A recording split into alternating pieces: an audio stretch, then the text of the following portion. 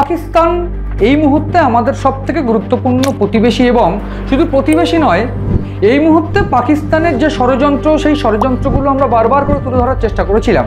এবং আজ এই আলোচনার যে বিষয়বস্তু, সেই বিষয়বস্তু শুনলে হালকা হলেও আপনাদের বা ভারতবাসীদের মনে হালকা শান্তি হবেই। তার কারণ পাকিস্তান তো গায়া। কেন আমি কথা বলছি? তার কারণ এই মুহূর্তে পাকিস্তানের যে চিত্রটা সামনে এসেছে এবং যে গোপন তথ্য আজ আমি তুলে ধরবো এই অনুষ্ঠানে, সেই তথ্যগুলো ভীষণ গুরুত্বপূর্ণ পাকিস্তানের ধ্বংসের জন্য। কেন? এক এক করে আমি একেবারে গ্রাফ দিয়ে শুরু করতে চাইবো। এবং প্রথমে যে বিষয়টা আমি বলবো, এই পাকিস্তান চীনের সঙ্গে হাত মিলিয়ে যখন ভারতের সঙ্গে শত্রুতা করার চেষ্টা করলো, তখন তারা চীনের থেকে একটা বড় অঙ্কের ঋণ বা বড় অঙ্কের অফেরতযোগ্য টাকা সেটা নেয় এবং ভারতের থেকে অধিকৃত অর্থাৎ পাক অধিকৃত কাশ্মীর, সেই কাশ্মীরের উপর থেকে একটা ইকোনমিক করিডর বানানোর চেষ্টা করে। সেই ইকোনমিক করিডর বানিয়ে পাকিস্তানের যেমন উন্নতি হবে, অন্য দিক থেকে চীনেরও উন্নতি হতো বলেই কিন্তু চীন প্রাথমিকভাবে অর্থ ঢালতে শুরু করেছিল। ঠিক তারপরেই সামান্য কয়েক মাসের ব্যবধানে পরিস্থিতি ঘুরে গেল। কি পরিস্থিতি ঘুরে গেল?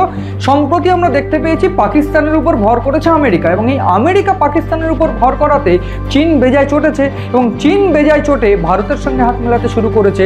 এই মুহূর্তে ভারতের সঙ্গে হাত মেলানোর পর চীন সেই প্রকল্পগুলোতে, অর্থাৎ পাকিস্তানে এই যে পাকিস্তান চীন যে ইকোনমিক করিডর হওয়ার কথা, অর্থাৎ চীন পাকিস্তান ইকোনমিক করিডর, এই সিপিইসির যে টাকা, সেই টাকা পুরোপুরি বন্ধ করে দিচ্ছে। এবং শুধু বন্ধ করে দিচ্ছে না, এইখানে আরও একটা বিষয় উঠে আসছে, পাক অধিকৃত কাশ্মীর। বারবার করে আমরা এই কথা বলেছিলাম যে পাকিস্তান পাক অধিকৃত কাশ্মীরকে ফেরত দিতে বাধ্য।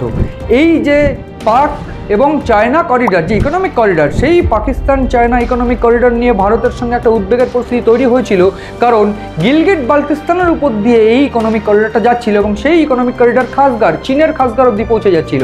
এই চীনের খাসগার অবধি পৌঁছে যাওয়াটা ভীষণ গুরুত্বপূর্ণ ছিল। এবং পাক অধিকৃত কাশ্মীরের যে বিষয়টা বলছিলাম, যে পাক অধিকৃত কাশ্মীর এই মুহূর্তে পাকিস্তান ফিরিয়ে দিতে বাধ্য ভারতকে। তার কারণ এই যে প্রজেক্ট, সেই প্রজেক্ট বন্ধ করে দেওয়াতে সেই যে এলাকাগুলোতে একেবারে ধ্বংসস্তূপে পরিণত হয়ে গেছে। আর্থিকভাবে পাকিস্তান ধ্বংসস্তূপে এবং দেউলিয়া হয়ে যাওয়ার পথে।